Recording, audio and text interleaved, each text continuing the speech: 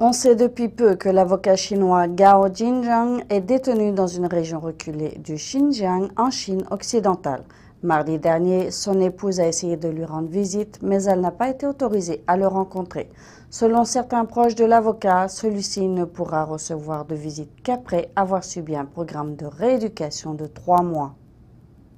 Gao Qisheng, l'avocat chinois des droits de l'homme le plus consciencieux de Chine, avait disparu depuis près de 20 mois. On a appris récemment qu'il est actuellement détenu dans une prison du canton de Shaya, dans la région du Xinjiang, à l'ouest de la Chine. Toute visite lui est interdite. Selon Associated Press, la famille de Gao Qisheng a été informée la nuit dernière que l'avocat devait participer à ce que le régime appelle un stage de rééducation. En d'autres termes, une session de lavage de cerveau qui devra durer 3 mois. Lorsque la famille de Gao Qisheng a essayé de lui rendre visite, les autorités ont répondu qu'il pourrait recevoir des visites à la fin de ce stage de 3 mois en fonction de son bon comportement. Associated Press a repris les propos de Geng He, l'épouse de Gao Qisheng. « Je ne sais pas ce qu'il manigance, mais cela n'augure rien de bon. Nous n'avons toujours aucune preuve qu'il se trouve vraiment dans cette prison. » Gao Qisheng est une figure centrale de la défense des droits de l'homme en Chine.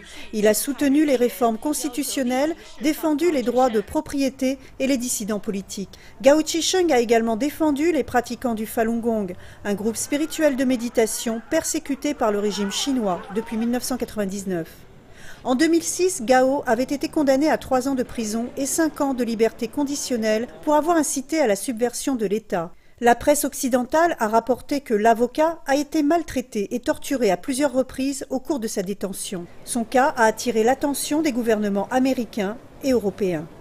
Le mois dernier, les médias officiels chinois déclaraient que Gao Qisheng devrait encore subir 3 ans de prison pour avoir enfreint les termes de sa liberté conditionnelle sans du tout mentionner quelle faute il avait commis. Le New York Times cite Pu Zheqiang, un avocat de Pékin qui affirme que 3 mois de stage de rééducation est habituellement long.